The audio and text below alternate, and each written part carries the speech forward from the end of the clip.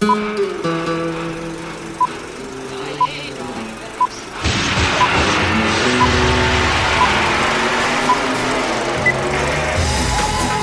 to the Reviews Without Remorse podcast with Joe and Dave. Be warned, the discussions in this podcast may contain detailed spoilers. For spoiler-free reviews, be sure to check out our show on YouTube. Enter at your own risk and enjoy the show. Joe, weak. David, weaker. Reviews Without Remorse.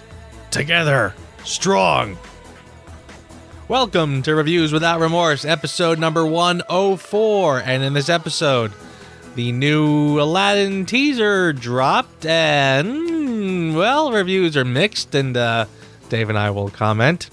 New trailers for Shaft and Pet Semetary, Dave and I will discuss.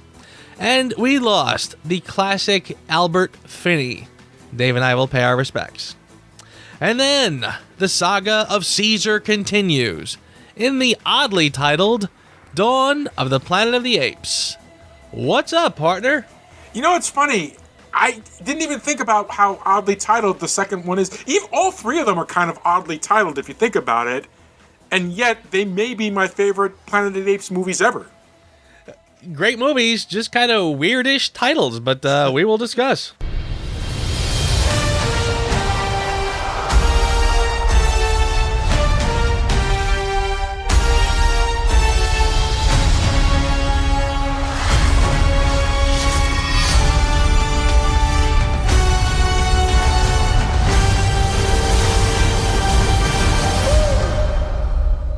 Don't know who I am. Genie, wishes, lamb, none of that ringing a bell. Are you kidding me with this? A little underwhelmed? Are you kidding me with this? This is the most useless movie I've ever seen in my life. And what the hell, Will Smith? What the hell? Wowee. Yeah, this is a weird... I mean, honest to God, I swear to you, I thought... I did a double take when I saw this trailer. Because I thought for sure I got punked. Yeah, like it was a fan trailer. Totally. Really. Like, I mean, it really had a look of a fan trailer. I had to look it up, make sure this was really legit. Right? Honestly, it wasn't until Will Smith was there that I thought, oh, I guess this must be real. But even then, I was just like, I wasn't even sure if somebody just took random clips of him and kind of, did a little After Effects work on him. Oh, yeah. Well, let's go ahead. What do you got? What I got is, seriously, like, first of all, you've got shot-for-shot scenes, which annoy me to no end. This goes back to... Maybe people don't remember this, but way back in like the 90s, there was a remake of the movie Psycho. Now, Psycho is one of those movies that you really shouldn't touch. Hitchcock kind of got it right the first time. But the director of Good Will Hunting decided the time was right to remake this movie, and then he made it shot for shot exactly like the first movie. Like the original Psycho. What the hell was the point of that? And as I'm watching this trailer, that is the ghost that pops into my head. What is the point of that? Not to mention, I'm going to say it again. Will Smith, you are a funny guy. And I have enjoyed a lot of your movies. You are no Robin Williams. And to even think you could fill those shoes is arrogance on the level I can't even fathom. Yeah. I mean, I don't know.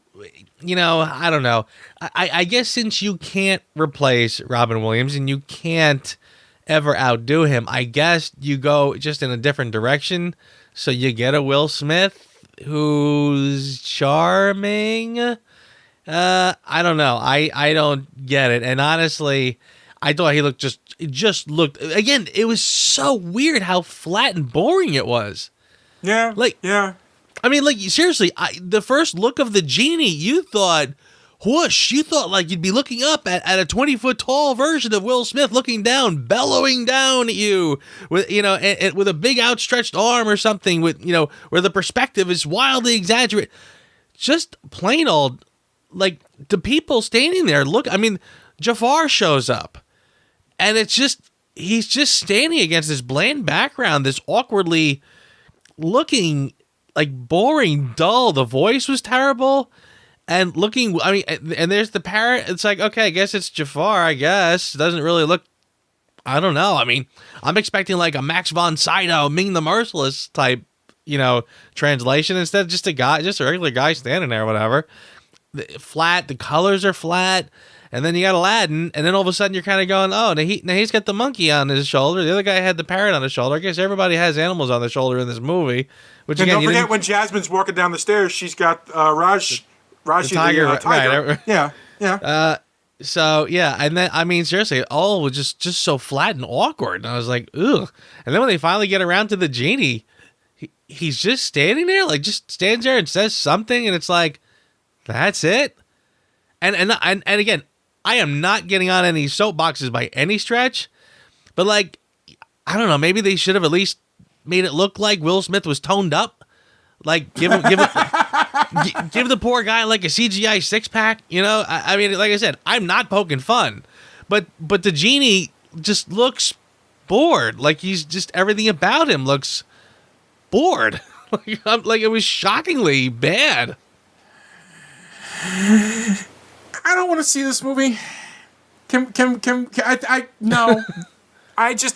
I feel nothing. I don't think anybody else wants to see it either. If you're looking at all the down thumbs, the thumbs down on YouTube. Oh, good. Disney, stop doing this, for God's sakes. Ever since the frickin' Jungle Book, you've been just going nuts. But at least Favreau had the good sense to do, something creative with it. This just feels bankrupt. Oh I feel like Guy Ritchie sold out. This is just baffling. I really don't. It was. You would have to work hard to make Aladdin into a boring movie, but they did. All right, yeah. Let's move on, please. Moving on. Hi, I'm looking for Chef. Who's asking? John Chef Jr., your son. My son? Junior? Yeah. You know, they say that cat Shaft is a bad mother. Shut your mouth. Ignore him. He thinks he's a black James Bond. That dude was real. He'd think he was me. In the woods today, LA discovered a charming little landmark. The pet cemetery. Place to bury our pets and remember them. Might seem scary, but it's not. Perfectly natural. Just like dying is natural. Whole town's been using this place for generations. Folks make a kind of ritual out of it. All right, we could do these two back to back. All right, we don't have to. Because I want to spend a little more time on Albert Finney. So let's do these. Let's do these real quick. Okay, Good. Shaft. Why? Pet Semetary. Huh. Now, let me start with Pet Semetary first, because that's the one that I'm most curious about. Now, the second trailer for Pet Semetary was way too spoiler. And yet, in a weird way, it kind of gave me a little more hope in the movie. Okay, I think I get where you're going already, but go ahead, elaborate. The one complaint that people had about the original Pet Semetary was the little kid trying to be scary. I know what you're thinking of doing. They twisted it in this one. Instead of the boy, it's the girl that gets killed. So she's a little older, and I just kind of think to myself, oh, okay, they're kind of going for almost like a Ring type vibe or something like that. I kind of like that little change. I hate to admit it, but I kind of like it. And I feel like it's going to make it scarier during the big end part. I'll give you that. Yeah, I mean, I did sort of always kind of feel in the first one, like seeing that little toddler run around with the scalpel was like, And the gritted teeth. right.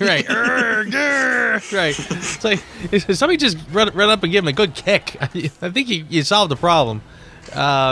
So yeah, that could be, and there is a lot of other creepiness in the trailer that I'm like, okay, there's a lot they can do here.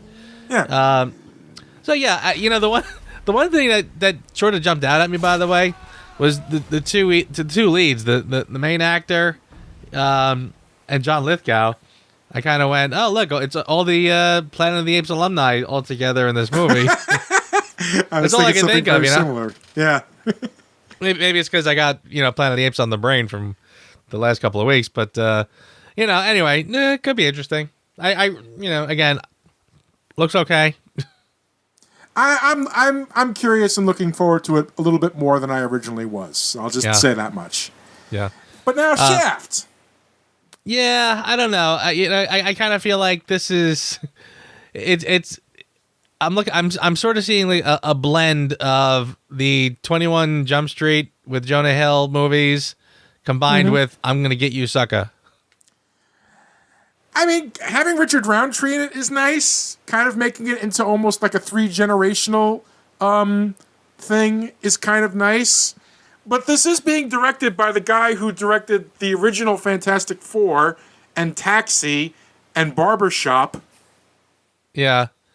So I don't know how I feel about this. I feel like this isn't really looking all that good to me. Yeah. Well, I mean, when you mention things like Barbershop, it does, again, this kind of does have a, what's the polite way to say it? Or what's the way to say it without getting me in trouble? It looks like a black comedy. I don't mean a black comedy, but I mean a comedy made for African-American people by African-American people. Which there's nothing wrong with that. Right, and that's why I'm referencing like I'm Gonna Get You, Sucker, and movies that are kind of like the Medea movies, whatever. They're made for an urban audience that's not necessarily me. So I don't know. It looks like a standard lame-ish remake comedy in the vein of Starsky and Hutch and those other kind of, let's just sort of like take some old show and just kind of do something silly with it. So, disposable silliness as far as I mean, Samuel Jackson playing Shaft, yeah, you have to give it that at least. I almost feel like as I'm looking at this, it's almost like, didn't they do this already? I feel like, yes, they did. They did do him as Shaft like 15 or 20 years ago or something like that. Samuel L. Jackson, right? Yeah, Samuel L. Jackson. Yes, absolutely. So are they is it like, but this is not a part 2 or anything? No, it's not. It's just I have no idea. I have no idea what this is supposed to be. I don't know if this is a sequel or what, but I am assuming it has to be some kind of sequel, simply because it is him as Shaft again. But then again, it's kind of a sequel to the original as well, because now we have Richard Roundtree, and they list him as John Shaft the First, and they have Samuel L. Jackson listed as John Shaft the Second. All right, wait, this is pretty baffling. Yes. They made a movie called... Wait, I'm saying to myself, wait a second, am I having deja vu? They made a movie called Shaft, starring Samuel L. Jackson, 9 years ago, and now they're making another movie called Shaft. Yeah. With Samuel L. Jackson. And being much more comedy-based. Why would they call it the same exact thing? I don't know. This is worse. We laughed at The Predator because it was The Predator as opposed to Predator. This, they couldn't even be bothered to put the or two or anything. What the hell? I swear, how did I, like, it never even occurred to me as I was watching this to say to myself, wait a minute, they did this already. I said that this looks really familiar. Why does this seem so familiar? But they would have said Shaft 2 if this was another in the same. Why would they just call it the same thing again? Is it a reboot? I don't know. I don't know, dude. I'm so confused by this movie that I kind of feel like we're giving it much more time than it deserves. Yeah, I hear you there. I just, wow. I'm really baffled. I'm kind of curious now. Now I feel like I'm passing it by a train wreck, and now suddenly it's got my attention. Of the 3 movies that we have given trailers to so far, which would you want to see the least? Now, for me, Pet Sematary is on top, but it's a close second to Aladdin and Shaft being at the bottom. Wow. Jeez, I have to pick one of these that I would actually sit through. Yeah, I don't know. The least. Wow, I will probably say Aladdin, to tell you the truth, because now Shaft has suddenly become a curiosity for me, because now I'm kind of curious to see what the hell they're thinking there. Pet Sematary doesn't look terrible, so I mean, I'd probably say of the three that we looked at, the one that just looks the worst on the surface, I'd probably give it to Aladdin, really. Here. I'll buy that for $1. You are in for a surprise. Am I? Having the kid changes everything. There's the diapers and the burping and the midnight feeding. Did you do any of that? No. But I hear it's terrible. Then you spend years trying to corrupt and mislead this child, fill his head with nonsense, and still it turns out perfectly fine. You think I'm up for it? You learn from the best. Oh. Just drink half the can. I'll tell Mom you drank the whole thing. Everyone wins. People needn't worry so much. It's not my time yet. This is not how I go. Really? Truly, I saw it in the eye. The old lady by the swamp? She was a witch. No, she was old and probably senile. I saw my death in that eye, and this isn't how it happens. So, how does it happen? Surprise ending. Wouldn't want to ruin it for you. Oh, born 1936, the great Albert Finney has passed on. And wow, is that a legacy that he is leaving behind? I will just kind of start off by saying he was, James Bond fans knew him most recently. His last role was playing Kincaid in Skyfall. So you can be sure that the Bond fans were, all talking about Albert Finney this weekend. There was a lot of photos going around. That is a tragedy. The man has been acting his entire life. He was part of the Royal Shakespeare Company. He worked under Laurence Olivier and Alan Batts. He got his first big screen presence in The Entertainer in 1960 with Laurence Olivier and Alan Bates and everything like that. Moved on to many flicks. He was averaging a flick a year. 2 for the Road, which he did with the wonderful, hold on, I'll remember her name in a minute, Audrey Hepburn. My God, how could I forget Audrey Hepburn? Just was always working and really got his huge break by being the first actor, as far as I know, the first mainstream actor to play Hercule Poirot in Murder on the Orient Express. Oh, very true. In 1974. Yep. And like a pinnacle performance. So much so, I watched the new Murder on the Orient Express versus the old Murder on the Orient Express. And the one thing I can tell you about the new one, I like the new one, but my God, does frickin' what's-his-face have a huge ass ego and think that his shit don't stink. Okay, you know what I'm talking about. Okay, whereas you watch his performance in the original, and it's just so beautiful and wonderful. He's played Ebenezer Scrooge. He played Pope Paul II, Daddy Warbucks. He was in this one movie. It's a terrible movie, but God, I remember it so well. I know what you're gonna say. Because it was a PG movie that had nudity on HBO in the 80s. Looker. I swear, it's so funny is that I was thinking the same exact thing, because I totally remember that movie. Yeah, it was on cable all the time when we were kids. And it was just, it was kind of like this weird, early 80s sci-fi-ish kind of. It's a Michael Crichton movie, actually. Mr. Jurassic Park wrote and directed that movie. Directed that film. Isn't that crazy? Yeah, what a time.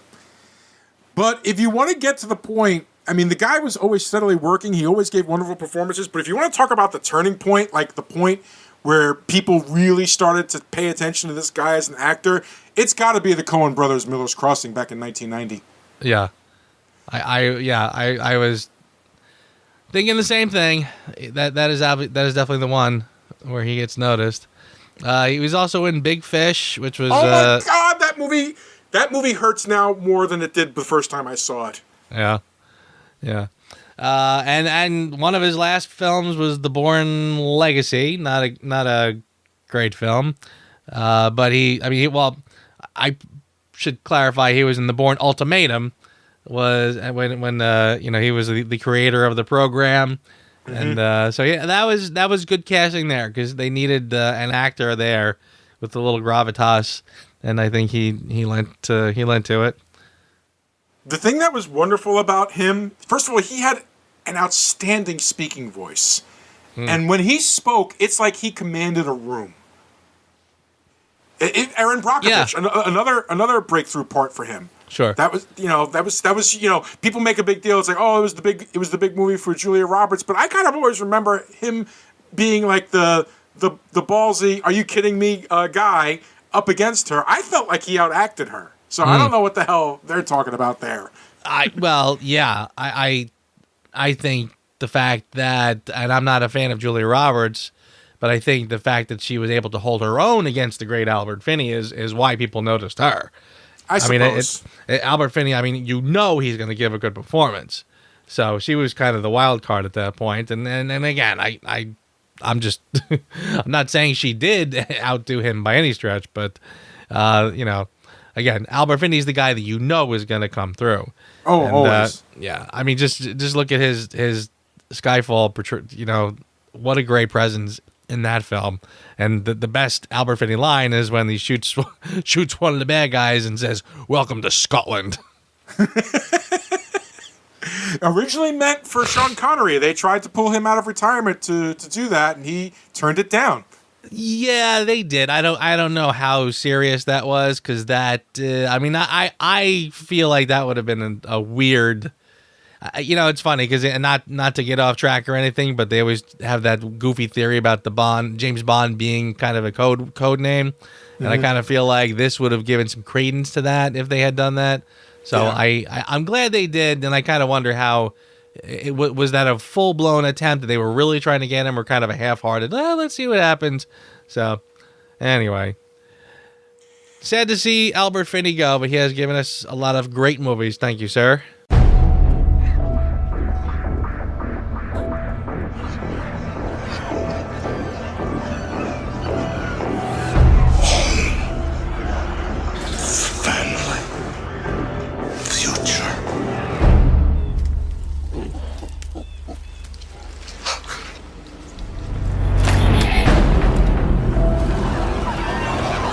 We don't mean any harm!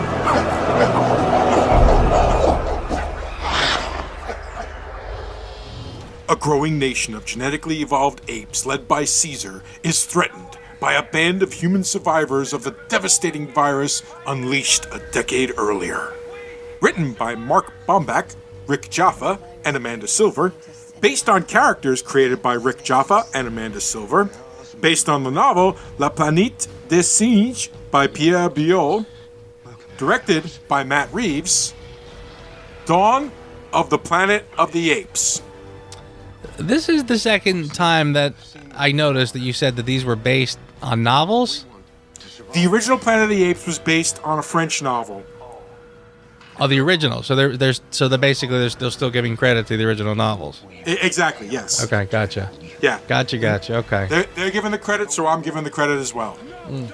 But yes, Dawn of the Planet of the Apes. So, Joe, I like this movie maybe more than the first one. Really? Yeah. I was watching it again, and I was really enjoying the ever-living hell out of this movie. I was really searching very, very hard to try to, find something negative to say, and I kind of felt like the first movie was the springboard, and somehow this movie expanded on it. I felt beautifully. I really, really enjoyed this movie. I was surprised how much I enjoyed this movie the second time around. I haven't seen it in some time. So that's my summary to start with. How about yours? Yeah, well, it's funny you say that because I enjoyed it very much as well, and I sort of had probably a similar experience where, I actually literally came home last night. I was pretty exhausted. I thought I was going to go to bed really early, and I wasn't sure when I was going to squeeze the movie in, but but I knew I had seen it already, so I just popped it on and figured, okay, well, I'll just sort of keep it on in the background while I'm, doing what I need to do, and then kind of get ready for bed. But instead of that, I ended up getting sucked into it. I ended up sitting down, watching it, and kind of not getting up, and I was pretty riveted. So yeah, I was drawn in again, and I honestly really thought we were going to be discussing, kind of patting it on its head and saying, good job, guys, and a solid follow-up, but nothing really, spectacular. But yeah, I'm feeling the same way, that it really did kind of catch me, and I was like, you know what? I forgot that this was a very, very good film. I was floored, actually. I came into, I wouldn't say I came in with a chip on my shoulder or anything like that, man, but I kind of went like, well, this is the middle one, and it doesn't have like the story and everything like that from the first one, but I was wrong, dude. I don't know what the hell I thought I watched the first time I saw this movie, because as I'm watching this movie, I'm watching a movie where I feel like I watched a movie of antagonists, that there really was no protagonist. I didn't feel any character played themselves outside of line or in a way that I felt like I couldn't sympathize or empathize with. Even Koba, I completely understand. Yeah, he went over the top when he did his coup and stuff like that. But yet, the characterization of Koba was done so well that it was like, but of course he would act that way. Yeah. Yeah, I'm with you. I honestly did the same thing. I felt like it's tragic. It is a tragic story because, again, they start out very good friends. The scene, the movie opens with a scene of Koba saving Caesar's life. Yeah. And again, that's not an accident. It's not that is intentionally done to say these two are, brothers in arms. They are very good friends, and they've been through the ringer together. And, it does take a lot for them to eventually part ways. And I kind of feel like it's the sort of, I always joke about how the relationship with Anakin Skywalker and Obi-Wan, Yeah. I kind of compare that to the Charles Xavier Magneto relationship from First Class. I think this one is probably even more closer to what it should have been, frankly. This is exactly the sort of breakdown of a friendship that story should have been. So yeah, I really think this works spectacularly. You see the decay of their friendship to the point where, he full blown turns on him because he really just can't stomach for one more minute what he's been through and what he perceives is happening. And at no point do I doubt it. Agreed. And you have, let's start with probably something that needs to be said. Remember how in the first one we were like, well, the special effects kind of were, hit and miss and stuff like that? Dude, I couldn't find a flaw in the special effects in this movie. Like, I found one, but it was on point throughout the entire movie. The acting, the capture, the performances, all the ape stuff just had me riveted. And there's like no dialogue in the movie for at least the first 20 minutes. Yeah. Not until they come across the guy with the gun, the Carver character. And you know what? There's another thing that's amazing about this movie. Even the freaking small characters that would be like little throwaway stuff, you remember them. They all felt so vivid and real. I can't. I'm stuttering here, Joe, because The first thing I thought to myself after I finished watching this movie was, how did this work? Yeah. Yeah. You're absolutely right, because the first one was really hard to top. So it really was, where do we go from here? I mean, you could have just done that first one as a one and done, and just sort of said this is sort of the prequel to the what we will know down the road as Planet of the Apes. Mm-hmm. So yeah, but this was the natural progression, and it really did take things to the next level. I'm with you. It was a great story, and and it has an epicness of its own, because I loved how it sort of starts out where they are sort of living quietly, peacefully, before things go south. Again, why am I having weird prequel flashbacks? But I kind of feel like that's how the first one should have started as well, because one of the good criticisms of the prequels was that it kind of you never see the effect of war on places like Coruscant, so you never understand what the big deal is, what the stakes is. You never really get a sense of like, here's how nice and peaceful everything was right up until this happened, and now we fell into war.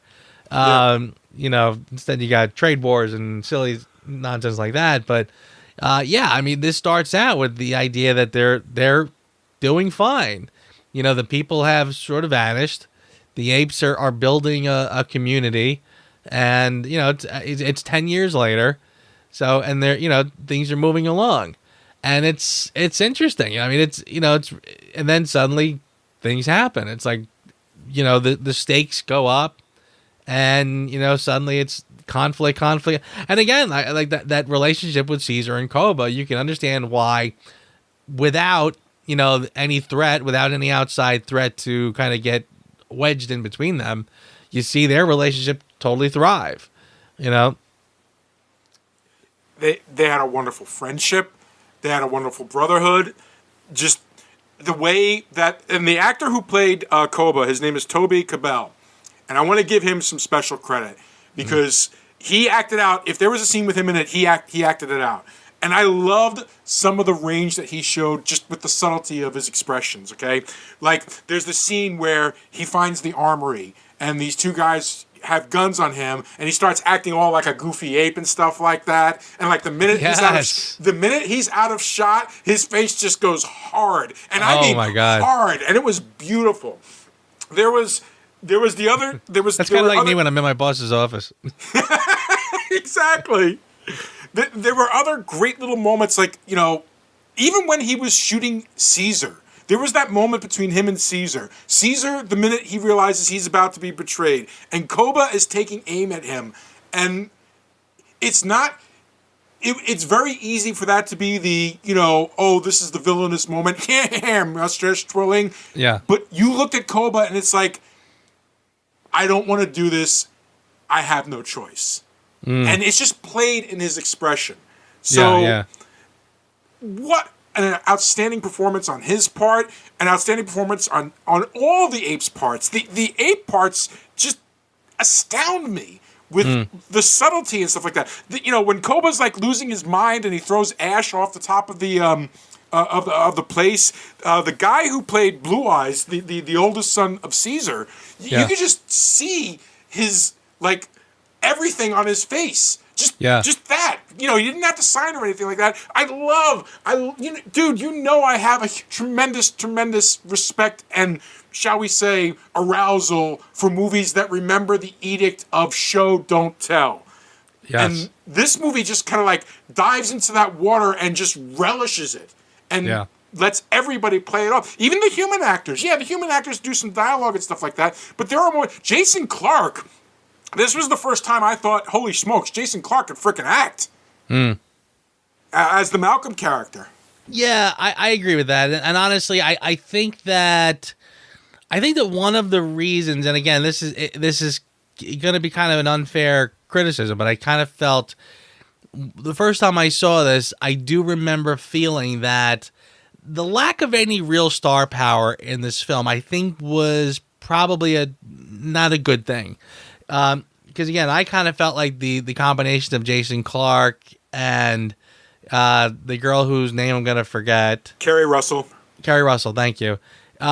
Didn't really kind of have that star power punch, really, and I kind of felt like there were moments where it kind of made the film feel a little almost like a TV movie. And again, I'm not saying that is true. I'm just, again, like I said, that's kind of, as I'm saying it, I know that's not exactly fair. But again, I did feel that, those two kind of really did have that, we spent too much money on special effects. So our the budget for actors is going to be a little weak. Again, because it was noticeable because you had James Franco, John Lithgow in the first one, and plus you had Gary Oldman in this, who I thought his character was a little weird, and only in the respect of I didn't know how to feel about him ever. Which on one hand is a good thing because he wasn't a mustache twisting villain. But again, as I'm watching it, I'm saying to myself, I think I'm supposed to get that he's a bad guy. But really nothing he does ever sort of instills me with that idea. Even at the end, frankly. He presses the button and blows himself up along with half of the building basically as a self-sacrifice, to what, as he says, save the human race. So again, it was almost like, I can't tell, can't you reason with him? If he's not a bad guy, well, why not just talk to him and sort of explain to him what's going on and explain to him why you feel as strongly about, the apes as you do. So it's a little weird. And plus I just sort of felt like he, for Gary Oldman is a guy who really has a great range. And I kind of felt like they just sort of grabbed him and said, that Commissioner Gordon thing you do over there, just do that here. Just do that. Because that was the vibe I was getting the entire time. So anyway, yeah, I did feel that the star power was a little lacking, and that might be one of the reasons why. This is a series, this whole trilogy, frankly. I feel like the first one made people kind of go, oh, wow, but the last two really kind of get lost in the shuffle, and which I think is a crime. It's unfair. It's very unfair. Yeah, it is a really solid trilogy. Again, I'm pretty sure they're done with this at this point. I would not mind it one bit if they went back and revisited, because frankly, I feel like the way the trilogy ends, not to jump ahead, but it does leave a lot more to have. There's plenty they can do going forward if they want. It did have a sense of closure, but again, until we get to that Statue of Liberty, there's still more to do. Very true. With regards to Gary Oldman's character, I can see what you're talking about. I kind of felt like his character was the reluctant leader. He didn't really want this responsibility, but it was thrust upon him, and he accepted it as best as he could. I think if there is a weakness in this movie, it didn't really get the human fear of the ape across very well. They've referred to it as the simian flu and stuff like that, so you obviously knew that. And they had that opening scene where they went through what was going on around the world, how it spread and everything like that. But I still feel like it didn't really come across why... when Carver first sees the apes, and bless the actor, he did a great job with it and everything like that, but not just abject fear. Which one is Carver now? He was the guy that shot the first ape that started everything off. Okay. At just fear, oh my God, and the discussion a couple of times, it's no. If we were infected, it would happen. They tried to get that across, but I feel like it didn't give enough urgency to it, to the point when Gary Oldman's character does do the sacrifice, when Dreyfus does sacrifice himself, I kind of felt like that was almost too far. Yeah. I bought it in the long run as I was watching the flick. I bought that he in this moment of desperation, when it's either, if I get shot, this building will not go off. I get what they were getting at. I just don't completely feel like they sold it as well as they could. That's probably the weakest part for me in the movie. Yeah. And go ahead. Well, no, I agree with that. There is a sense of, I don't. There was a part of me that I agree with you. That you didn't feel that dread. Like, if I don't solve this now, we are really doomed. Yeah. I wasn't quite getting that just yet. They should have had a pretty reasonable fighting chance against the apes. So yeah, I'm with you there. And by the way, and the character you mentioned, Carver, was that his name? Yes. I think if there was a weak link in this story, character wise, he was it. Because he was really the only one. I mean, honest to God, like almost from the get go, like you're sitting there yelling at the screen, going, "Why is that asshole even there? This guy is nothing but a jerk. I don't see what he's contributing to anything. Well, and all he's doing is making a mess." They explained it. He was the only one. He worked for Power and Water, so he was the only one who knew his way around the dam and could help them out. That's the reason why they didn't send him back and just let him sit in the cars in case they needed anything from him after they had gotten inside and started clearing the stuff off. They did kind of explain his importance and why he needed to be there. Okay. I mean, it's a stretch. Again, it's a stretch. It's a tenuous stretch. No, I mean, if the story at least makes the effort to try to explain to you this is why this guy has to be here, because without that, you're just like, why? Because all he was doing was screwing things up. Yeah, like he was that guy. He was the guy who's just gonna muck up every single solitary thing. And again, just a jerk for the sake of being a jerk, which for like kind of similar to what you said last time when we talked about the last movie. You were talking about, I'm pretty sure it was the young kid, the neighbor. The neighbor, that's right. Yeah. You said the neighbor was the only one who was just a creep, just for the sake of being a creep, and really did not have anything to sort of explain why, which stood out because the rest of the movie did always sort of make the effort to explain to you why people are what they are. This guy was that. He was the same thing. It was the same idea. In a movie that does go to lengths to show you why people are, why characters develop the way they develop, this guy is just insert a-hole here because we need a jerk to make problems. We need a linchpin. Carver, you're the linchpin. And there you go. Previous movie, it was the neighbor. There you go. Right, exactly. All right, go ahead. Well, I wonder who's going to be the one in the next one. So I have so many favorite moments in this movie. Like the first time you hear them all say "go" was a great moment. Yes. The build up to the assassination attempt on Caesar was really, really well done. There is this one point where Malcolm's character goes to try to get equipment so that Ellie can do surgery on Caesar to try to help him, and it's in the building, and it's being run by apes, and it's kind of this one shot of following him around, and he's trying to get out, and there's just apes all over the place, which I thought was freaking insane. Yes, very good. One of my favorite scenes, however, happens during the assassination of the attempted assassination of Caesar, where the humans are there. The gun goes off. Blue Eyes finds the gun and shows everybody, human gun. Yes. And Maurice speaks for the first time, looks to the humans, and says, "Run." Chills! Yes. Chills! Totally. I am with you 100% there. I thought that what a great moment. And I love that. One of the things I really like about this film is that not all the apes talk. Yeah. That it is really just a select few that have kind of gotten to that point.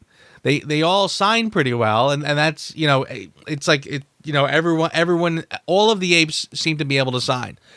Only a few actually speak. In fact, I'm pretty sure, with the exception of what you just said about Maurice saying one word, I think it's just Koba and Caesar that actually talk. I think at one point Blue Eyes did say a word or two. I don't remember exactly. I know there were other apes that did, because during the big go scene, it was multiple apes that said go. It wasn't just Caesar. Oh, is that right? Okay. Yeah. Yeah, that does ring a bell. But I mean, again, even with that, they did keep it very limited. I mean, again, Koba and Caesar were the two who I guess they experimented on directly You know, in the lab. So them talking would make sense. Yeah. Yeah, the two of them would be the most advanced. And I thought that made very good sense. And Maurice, Maurice almost seems more like he doesn't want to talk or need to talk, rather than he can't. You know what I mean? I thought I like how they did that. Why? Just like you said, that's why that moment is so great, because he's now been moved to the point where I ain't got time to sign. I got to tell you a word right now, and he just does. He says it. Plus, that's his character arc as well. He started it just almost the same as Koba. You know, he could take or leave humans. It's like humans, you know, they're jerks. You know, you've seen Caesar. You've seen good humans. I haven't. Neither has anybody else here. Exactly right. And that's so true.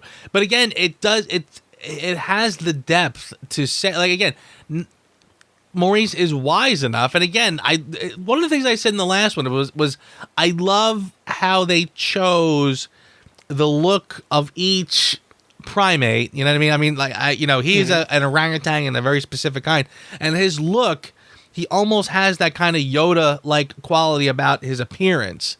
So he and he's kind of just he looks mellow, like a guy who would just be mellow and smart, and it shines through. Like, again, they picked the right look for that character. So yeah, I like the fact that he has the intelligence to say, I haven't seen good humans either, but I know you have. So he has the presence to say that. Like, he has the wisdom and the intelligence to recognize, even though I haven't seen it, I believe that you've seen it. So that tells me something. So that's how he responds to the way Caesar is, as opposed to, like, Koba just doesn't get it. I just do not understand. Like, I'm Koba. I don't get what your problem is. How do you not see these humans for what they are? You know, I mean, this is what they are. Like, again, I'm Koba. That's all I know. But again, Maurice has that level of wisdom that comes through in his character. And again, so I mean, the moral of the story is that these characters are so well written. They're so fleshed out, and they have such depth that it's so easy to just lose yourself into this world. Which is what we did. We both kind of, we both admitted right off the bat that we kind of were like, oh, okay, well, you know, this will be a fun one to review, only to find ourselves just dragged into this, like, impossible world and empathizing and sympathizing with characters that we have no business empathizing and sympathizing with. Yeah. That is a sign of not just amazing screenwriting, but you know what? Matt Reeves needs to get a little credit here, because this movie marks the first major tonal shift in the series. The original one took place in the real world, so it was very real world and trying to be grounded and stuff like that. This is like the dystopian future. Okay? Yeah. It's 10 years in the future, so it's a little dystopian and stuff like that. And I feel like Reeves managed to capture, like, the look and feel of 10 years of decimation of human society, 10 years of the buildup of ape society. I felt like he managed to get incredible performances out of everybody. I felt that the camera work and everything was beautiful and brilliant. I am frankly impressed.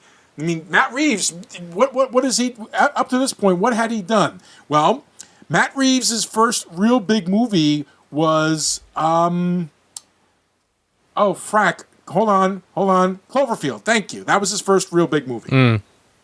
You know, he originally had done some episodes of Felicity and stuff like that, which probably explains why Kerry Russell is in this movie. Yeah, good, right. But his follow-up was a remake of Let the Right One In. Yes. Okay? Did you ever see Let the Right One In? I've seen both versions, and I in fact we've talked about this. Yes, because you raved about his treatment at doing the remake, where he didn't do everything shot for shot, because why ruin certain scenes that they had done correctly in the first one? Right. In fact, when we talked about the idea that he was going to do Batman, we kind of said he does seem to have a knack for doing for picking up properties that that had been done before and giving them the respect that they deserve. I think this is indicative. Yeah, I think that this is another sign that this guy's got some, Yeah. I have a lot of faith in the upcoming Batman movie simply because he's the director. Yeah, I mean, even though it's taking 10 years to actually make this movie. Pretty much. Yeah, I agree with that. In fact, I think I kind of think, I remember we might have even talked about him way back when, maybe when they first announced him. And I remember kind of making the analogy that he was the poor man's David Fincher. And I think you kind of gave me props for that analogy, if I remember correctly. I agree with you. I think he is a solid player. I think he really does solid work, and he really does deserve credit. I mean, again, these are smart movies. Every movie that you've mentioned so far, and I have to admit, I never actually saw Cloverfield. Never saw the original Cloverfield. It's not a terrible movie. It's not a terrible movie. You should check it out. I've heard good things about it. But I did see the Let Me In remake after seeing the original, and I thought it was a very faithful remake where he understood the story. A lot of remakes, they don't work because people don't get the core themes of the story. He clearly did, so I thought he really did a good job with that. And again, these the two Planet of the Apes that he did, I think were very well done. So I think he's a solid hitter. 100%. It could have easily gone off the rails, and he managed. They could have just gone bombast, and I think that people probably would have bought it. I love the fact that they put a soul in these stories, that they didn't just go for a simple bombast or simple, like that entire end scene is what a lot of people would really be going to the movies for. The big battle at the end. Yeah.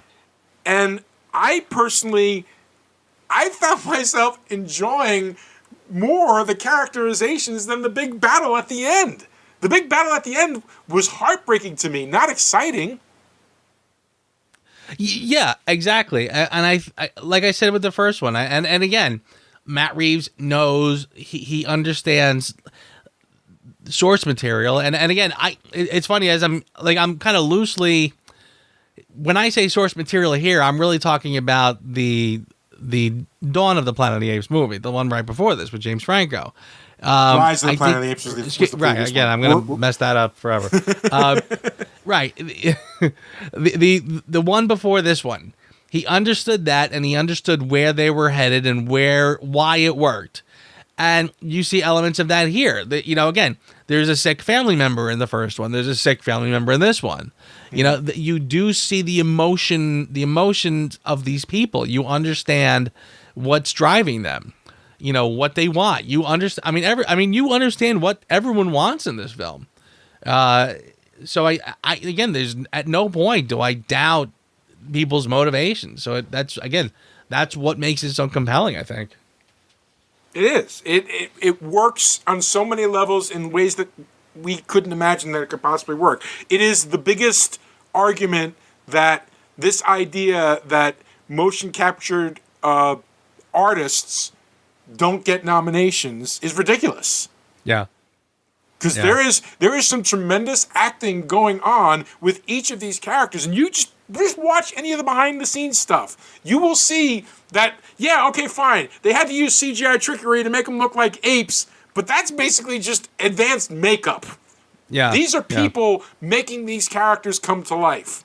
Yeah. And it's a crime to me that none of them will ever get any more than like a pat on the back, like, good job. Yeah. I mean, it is true. It is so, this is going to sound like I'm going way in left field here, but it's one of the reasons why I get so frustrated that a film like Black Panther is going to get nominated for Best Picture when in the same year you had Infinity War, which again is, you want to talk about an achievement. That is an amazing achievement. The complexity that it takes to make that film what it is. So many things have to work in conjunction and had to work before that, up until that point, to make it work. So yeah, it's like, I don't know what it's frustrating because again, people are just looking at the wrong things all the time. And here again, like you said, the fact that this movie requires so much to work. And yeah, the motion captures, the actors behind the motion captures, I mean, all of that complexity, all of that good writing, all of it has to work on all cylinders for this movie to actually come together. And it does. It really is an achievement. We've been through hell together. We spent 4 years. 4 years fighting that virus and then another 4 fighting each other. It was chaos.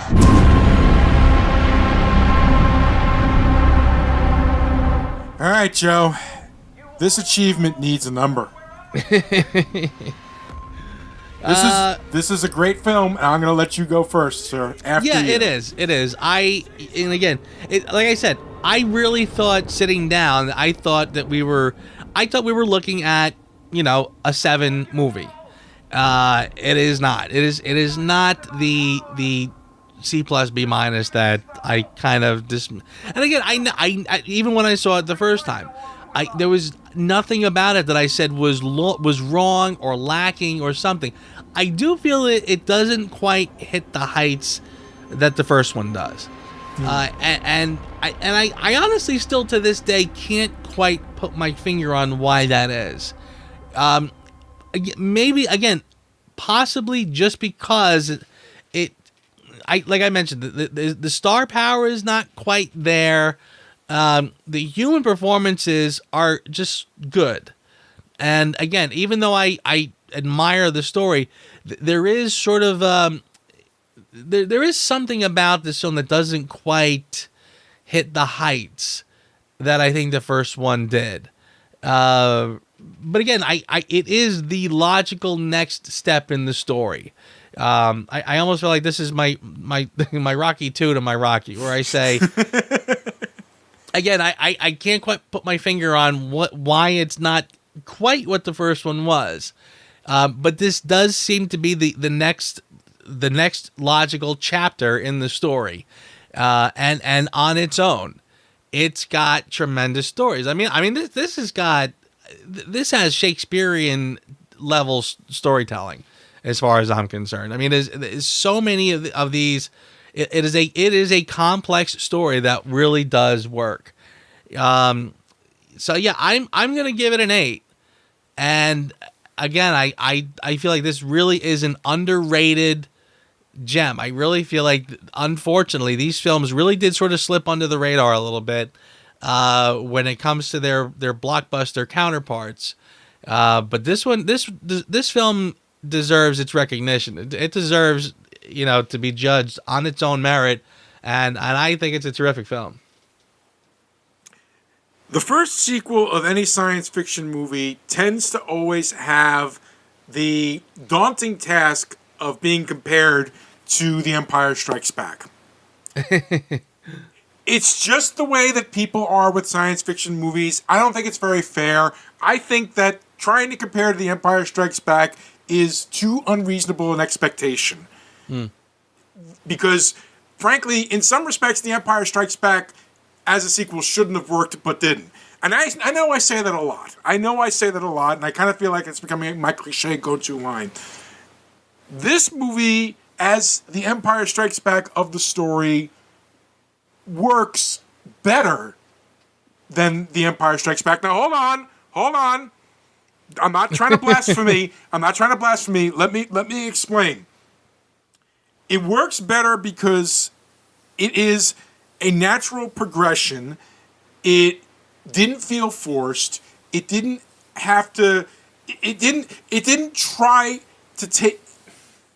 All right, maybe it's a bad analogy. Okay, I'll just come right out in a minute. As I was trying to go for an analogy, then I kind of lost the thread in my head. So screw that. Let me just get to my point. My point is this: as a sequel to the first one, it's solid, and in many ways expands upon some of the ideas that they discussed in the first one that have now come to life. The tragedy of the relationship between Koba and Caesar is like, I can't think of another series that did that as well as this. And these are freaking apes. They made ape characters so sympathetic that when the two of them are fighting on the top of that tower, it's not exciting to me. It wasn't. It was heartbreaking. I'm watching a desperate ape versus a desperate ape, not wanting to hurt each other, but like having no choice because their ideals just clashed that hard. I was moved by it. I was just completely enamored by this movie, much more than I even think I remembered from the first time. Maybe I wasn't ready for the deepness and dankness of the story. Maybe I went into it with a mindset of, oh, this is going to be exciting stuff, and instead I got a freaking Shakespearean, monkey movie, which is really, in the end, what we got. Yeah. I gave this movie a 9. And alrighty.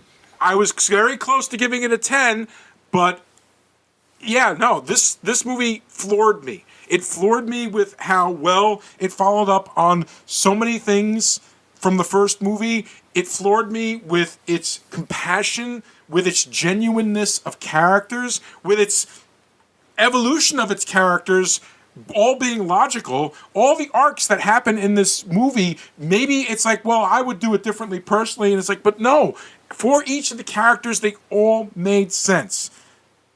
And I have to give credit for that across the board. And I love this movie, and I highly recommend it. I think that is a respectable score. I have no problem with that. I like your, even though you kind of lost it at the last minute there. I was with you with the Empire Strikes Back analogy, and I'll give it this. Again, I remember walking out of Empire Strikes Back and kind of not liking it the first time I saw it when I was much younger, like 11 years old, because basically you watched a story where everybody just sort of gets decimated and their ass handed to them, right up until the end. And it's like, great, but here you do get a story that begins and ends. You have a complete story here. Caesar does come back and does save the day. Now, it still does have that kind of downer cliffhanger where, okay, but even though we sort of won the battle, war just started. Yeah. We can't avoid it. So there's that. An ape started it, so there's no... Yeah. They'll never forgive that. They'll never... Right. So there is that kind of downer, but this story has a good conclusion. So with that in mind, I kind of feel like, if you're going to compare it to Empire, I think that is sort of why this one is sort of superior in its own storytelling, because this one kind of feels like a story on its own. Empire does leave off with the idea, well, I guess we got to fix this in the next movie, which I mean, frankly, again, I love Empire as much as the next guy. But I will sort of say, if you had to watch that film on its own, it's, again, kind of how I did a lot of stammering and stumbling when we reviewed Infinity Wars. And I said, I know that they're going to fix things in the next film. But if I have to judge this one on its own, not sure I'm crazy about how it concludes. Okay, you know what? You actually just managed to find exactly what I was trying to say until I lost it. So thank you. Thank you for voicing that. You're very welcome. And by the way, I do also think that, ironically, you mentioned sequels in science fiction. I kind of feel like science fiction might be the one genre where a lot of times the sequel is actually pretty damn good, if not better. There's a few examples come to mind. I can think of Empire Strikes Back and Alien. What else? Star Trek II: The Wrath of Khan. And maybe even touche. Terminator 2. Oh, Jesus Christ. Okay, but that's... All right, back on track. Embarrassing me. So, Joe, who asked you? Who asked me?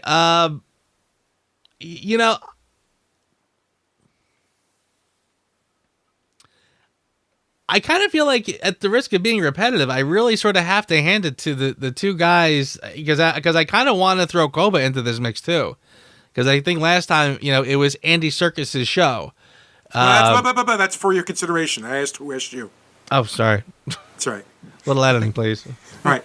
So, Joe, who asked you?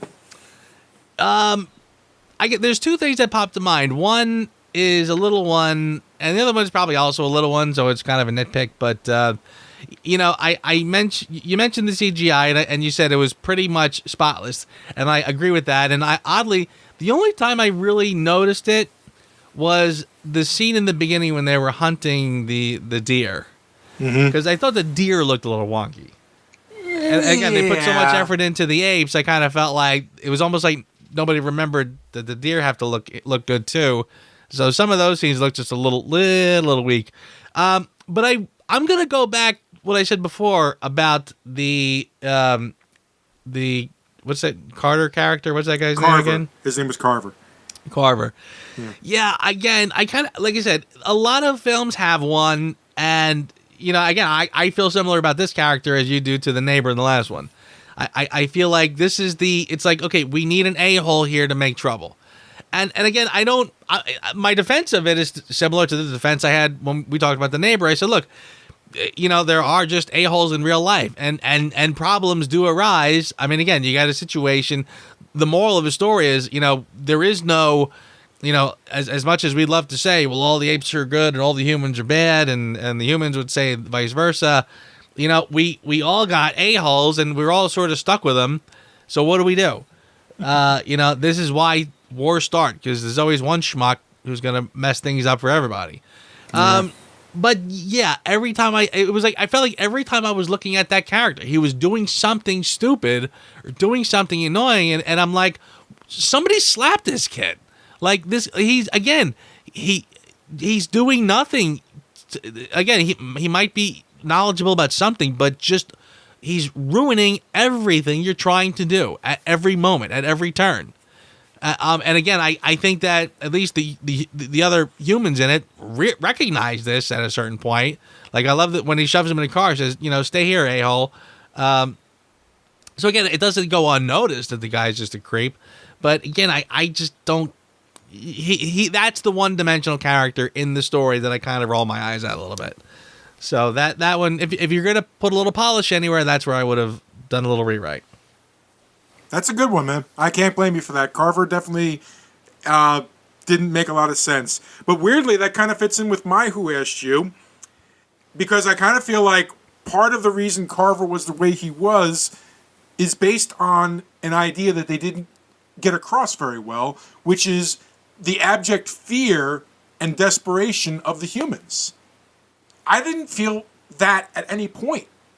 And when Dreyfus basically blows himself up, I watched the scene very closely. When Dreyfus blew himself up, there was the way that Oldman was playing it was that he wasn't suicidal, that he was just desperate, and he knew that if he didn't do this, that Malcolm was going to shoot him, and then then nothing of this would have happened. Like, this was like, to him, this was a grand sacrifice, and I kind of felt like I don't feel I earned that. They earned that because I don't feel like they got across to me the desperation. I never really felt the desperation on the human side for some reason. They talked about it, but I didn't feel it. And I think that's the one thing that this movie was missing. Feeling that desperation as opposed to hearing about it. Yeah, I you know what? I would agree with that 1,000%, frankly. And I think you're absolutely correct because, I mean, the film is obviously about the apes. It is from the point of view of the apes. Right. And there should have been a lot more. I mean, like just the guy I'm talking about, there could have been some sort of backstory. He could have had a wife, could have had kids, something. I mean, it wouldn't take much to push someone over the edge. So just show me that a little bit. If you just gave me a little time with this character, you know, or any of the characters, right, and showed that whole. I mean, seriously, they turn the lights on and they show them kind of dancing and having fun, and it's all wonderful. It makes sense, but right, I haven't really seen the plight necessarily. You know, I mean, we just met a couple humans in the woods, and we want to fix the dam to turn the lights back on. Fine, you know, but that's it, right? Like we're never, you know, they're not starving, desperate, you know. Yeah, a little more of that would have helped. Agreed, 100%. How about for your consideration, sir? For my consideration, well, again, not to sound like a broken record, but I will agree with you that the CGI in this, I mean, the CGI is almost so good in this that you stop giving it credit. You know, again, it's kind of, now it looks so real and so natural that you're not even noticing it anymore to be able to say, wow, look how good this is. So yeah, they're almost getting too good for their own good. But again, I am going to give it to Andy Serkis again. And the actor who plays Koba, I think he also deserves an incredible amount of credit, because I think his character, and maybe even more so than the Caesar character, because his is the one that requires that level of depth and understanding.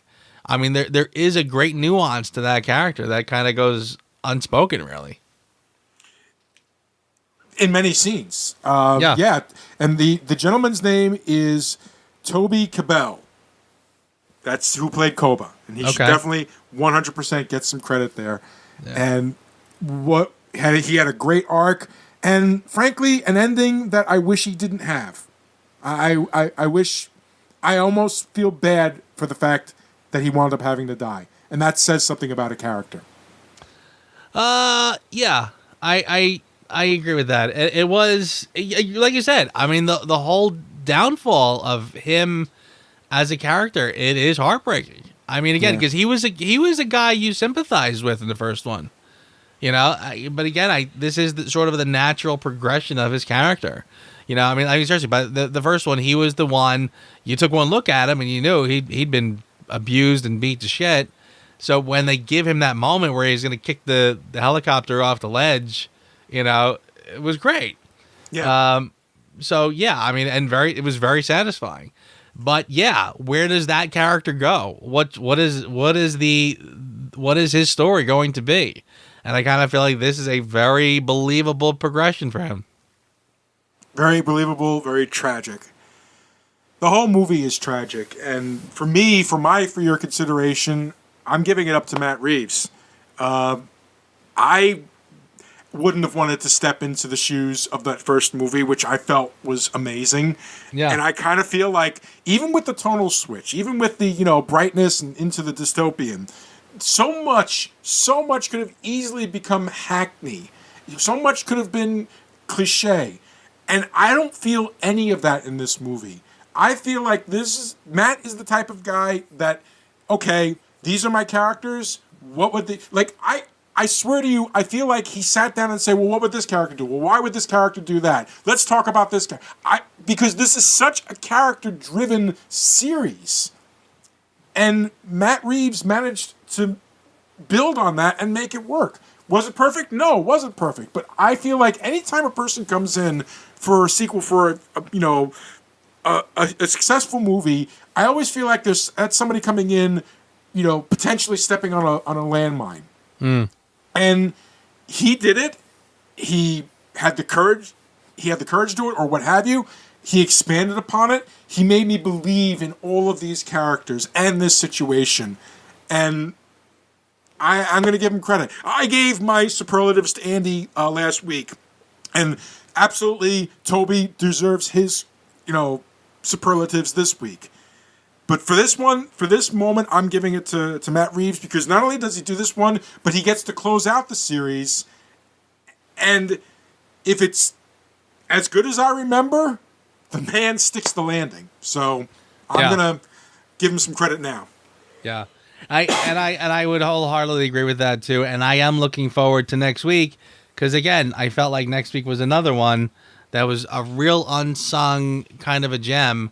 And it's funny. I'm already sort of thinking ahead to next week, thinking like, yeah. In fact, when War came out, I didn't even see it in the theater, and it was not for any reason. It was not that I was not excited for it. It was literally a case of, but I got so many things now fighting for my movie ticket, attention. I was literally. It was literally, there was so much competition. So I just didn't quite make my movie going cut. And it was a damn shame, because it was a fine movie, and I honestly can't wait to talk about it. Neither can I. Neither can I. I'm very much looking forward to talking about it. Which, now that we've reached that point, yes, that's what we're doing next week, ladies and gentlemen. We're closing out the series of the 21st century Planet of the Apes movies with War for the Planet of the Apes. Looking forward to it, my friend. Absolutely.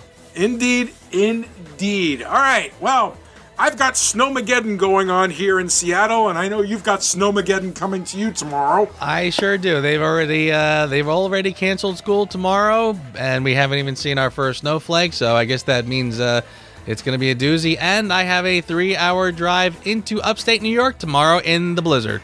So wish me luck. Just do me a favor. Text me when you get back home safe, please. You got it, my friend. All right. Ladies and gentlemen, have a great week. Hope you enjoyed the show. I sure enjoyed talking about it. Same here, and I will see you next week. Thanks for listening to the Reviews Without Remorse podcast with Joe and Dave. Join us here every Thursday for a new episode, and be sure to check out the Reviews Without Remorse channel on YouTube for spoiler-free reviews of new releases. If you enjoyed this podcast, please consider becoming a patron. You can find our page on patreon.com/reviewswithoutremorse, one word. As little as $1 a month goes a long way. All clips in this podcast are for commentary and critique and is considered fair use. No copyright infringement is intended. This one's throat is injured. Their race is so primitive and yet so fascinating. Their skin is naked to the breeze. Did their fur fall out from some disease? They're pale and frail and smell like a latrine. But I feel like I must take the risk, for my chosen job is scientist. So even though my friends might find it too obscene, I'm gonna fuck a human. What? A human. A human. Cornelius, my pencil broke. Be a dear and fetch me another. Right away. Phew. This chick's cute, but smells like balls. I guess she'll do when nature calls. But astronauts are used to better tang. Zira needs an astro pimp. I'm limp to blimp when I see that chimp. Perhaps our common language will be gang bang. I'm gonna fuck a monkey, fuck a monkey, a monkey. Human, you can talk. Hell yes, I can talk, and I can also hear. Like when I hear damn dirty apes vowing to stick their damn dirty ape dorks into us humans. And I heard you vow to put your disgusting hairless human skin flute into one of us apes. On my planet, we have a term for this. Best summer ever!